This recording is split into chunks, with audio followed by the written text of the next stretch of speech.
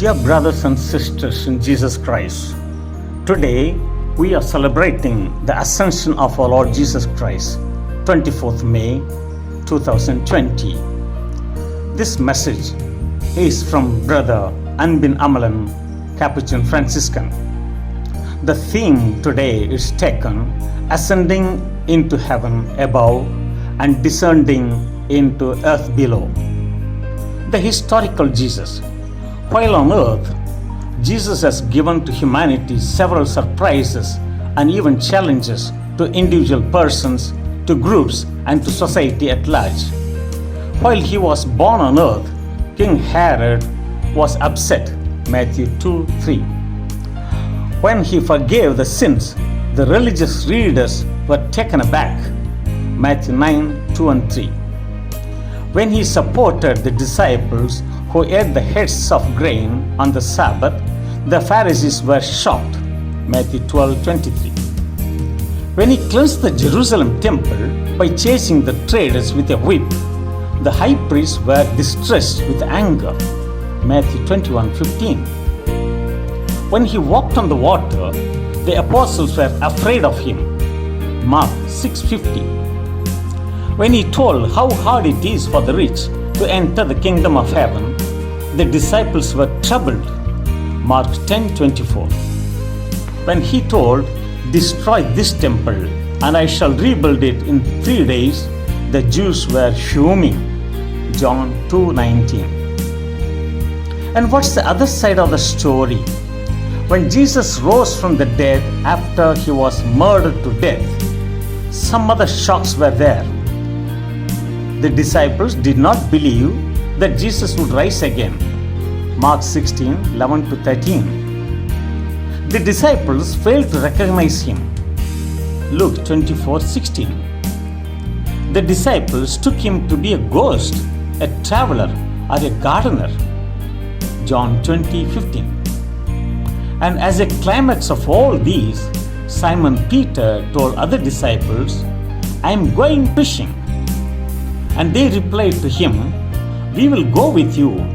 And they got into the boat, John 21:3. The reason Jesus was shocked at their inability to grasp. In this situation, several thoughts must have been in the mind of Jesus. Did I call you to get into fishing at the end? Did I preach you all these times how to catch fish? Did I train you day and night to catch fish to make a way of living for yourselves? Is catching fish the dream of the kingdom of heaven or the kingdom of God? The Jewish leaders killed me by death on the cross, but you, my disciples, seem to have killed my vision and the mission of the kingdom of God. I have risen from the dead. Now you also must resurrect. The mission of the kingdom of God must resurrect. Ultimately, the whole cosmos must rise again.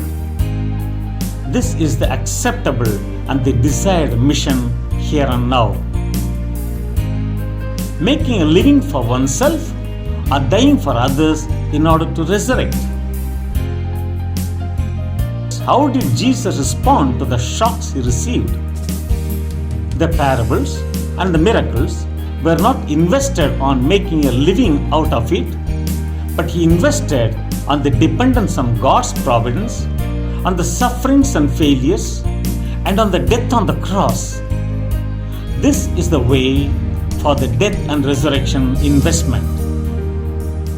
Dear brothers and sisters, we come across new revelations from the resurrected Jesus. Jesus becomes a cook in order to satisfy the hunger of the disciples, John 21:9.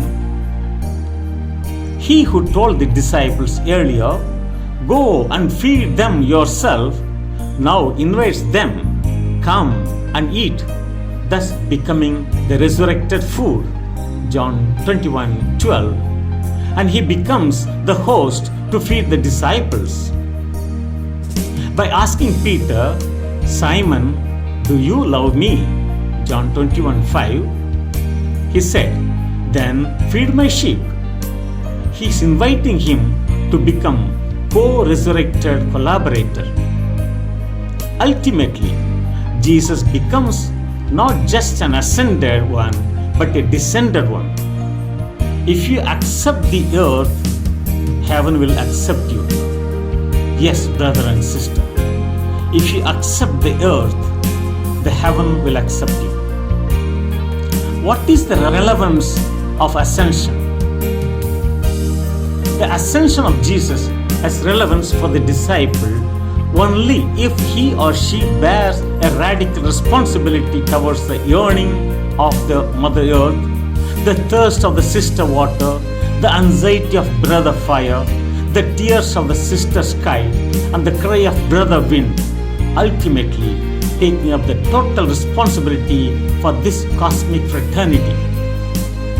The ascension of Jesus has its relevance for the disciples only if he or she is able to turn his or her eyes from an easy way of looking up above as a devotee, but to look down below to those in the peripheries of our society, the oppressed ones by divisions and discriminations based on the language, caste, and the creed, those exploited by economic injustices, social oppressions, cultural disregards, etc., ultimately bringing those in the periphery to the center and the top priority.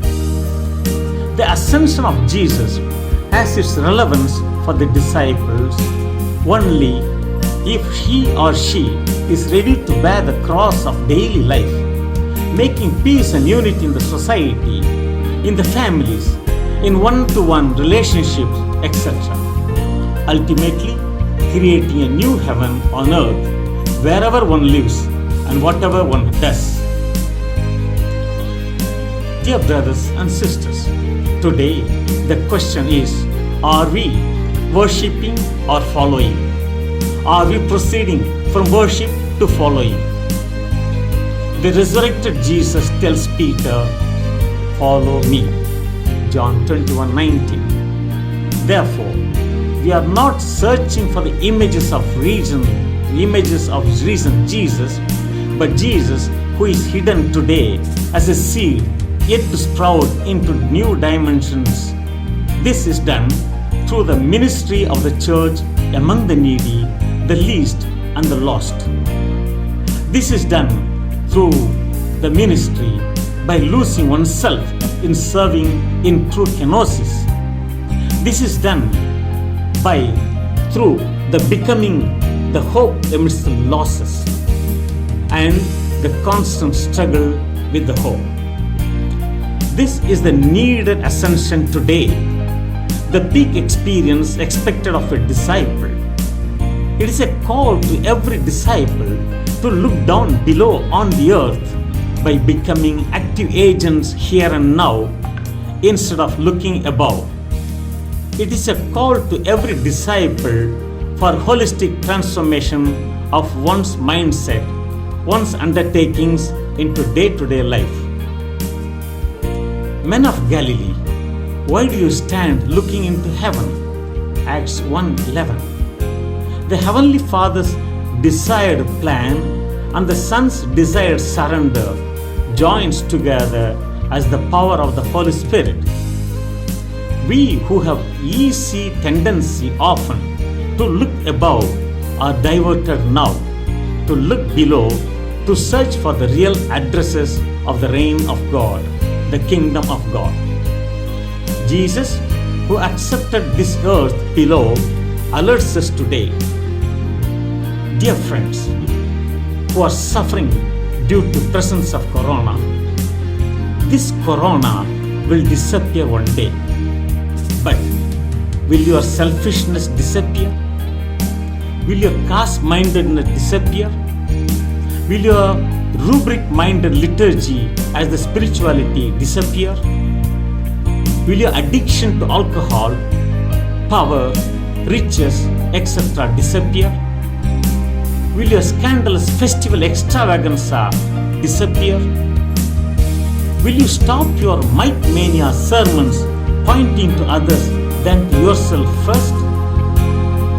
Will you stop the dumbbox culture in the shrines? Will you stop your shouting and your artificial hallelujah noises? Will you stop the self-advertising tactics in the name of feeding the poor and helping the needy in these days? Finally, there is just one ultimate call. Dear brother, dear sister, follow me here and now. It is not just ascension, but descension to live here and now. God bless you.